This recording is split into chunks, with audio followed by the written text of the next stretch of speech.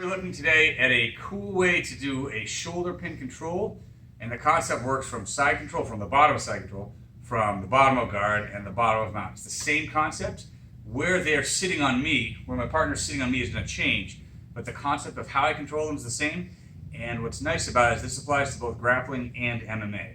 I'm going to control their shoulder in such a way and their head that they can't see me very well and they can't punch at me. And it also breaks down posture in a lot of ways, so I can work sweeps and maybe some submission options. Okay? So let's look at the position first. We'll start from side control. This is probably the easiest spot to land this shoulder pin concept. And it's also the most effective for the sweep, I think. So if I'm in a typical bottom side control, I have my one frame on his hip, and I have maybe a crossface, so I'm grabbing the shoulder and I'm gripping here. This arm is the same thing we're going to do for the shoulder pin. But what I need to do is keep the shoulder center of my chest. I don't want it off to the side or down or whatever. I want it right on the sternum. So the way I do this is I'll pull this hand up and the thumb pointing right down, gripping right on the back of the bone here. Then this hand's already right in place so I can get a nice gable grip, no thumbs, and I pull this down. As I'm down here, I flare my elbow up.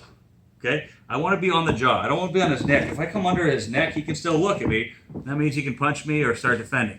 If I drive this up, I get on the jaw and I'll follow it. If he goes up, I go up. If he comes down or back, I move around with him. It's pretty aggressive. What I don't want to do is have the chest-to-chest separation happen. So if he goes up and I have this, he's going to get up.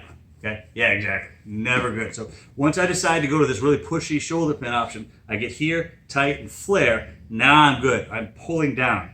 So never a diamond, always a flared elbow. Flared elbow. Now, if I want to sweep, I'm going to sweep him this way. And really, I need him to help. So as I'm pushing him, I'm waiting for him to drive back. I'll encourage him. Look, his whole body's braced. I post with this. I turn and look as far as I can. Even if this arm's in the way, I look as far as I can and drive over and come up into side control. Now, my partner here is being really nice and helping me, but when I do this live, I'm going to push and make them commit, right? So if we go a little faster, a little harder, I'm here like this. 1, 2, I grip, I push, I wait, and I drive. Big spin, come right up. Now that's from side control. Works pretty good. But again, this is pretty aggressive. So if you're going to push somebody's jaw, they're going to push back. Well, let's try it from mount now. So for mount, it's not going to be my go-to option. I don't want to try to reach up and be doing this. This is giving him armbar opportunities and all sorts of submissions. No good. I'll stay down here, work my usual escapes, elbow in, that kind of thing. But if he starts coming down on top of me, right, I'm here getting crushed, or let's say he's already here and I'm like underneath him. This is what I want to work towards. This hand comes up here. Now I've got to get the other hand there. I might have to windshield wiper, or sometimes I push away and look for that space. So now I can come underneath. There's my grip. Shoulder to chest now. I cannot work it from here. If he sits up now, I've got nothing, and back to that same problem of him getting arm bars, right? So I'll keep this heavy, find the jaw, push away.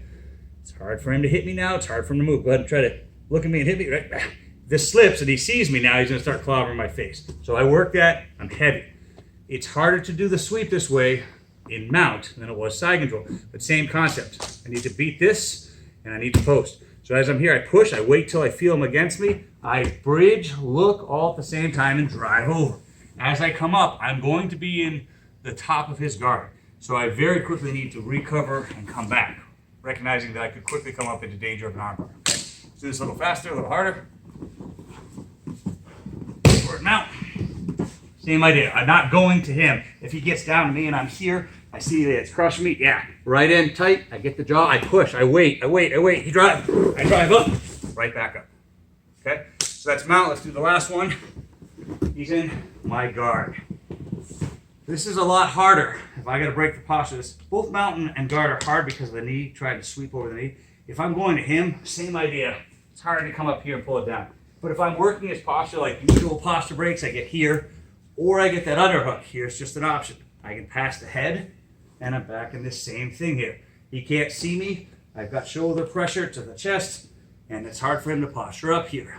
Now, if I post and go, right, Mike blocks this, right? I push, it's not going to work well. So I really got to take my time. I'll push and push, wait till he drives in me. Most people aren't going to drive into you on the top of guard. They should be sitting up and working their guard breaks. But if I'm here, even if I open up, try to get out of this, it's really hard.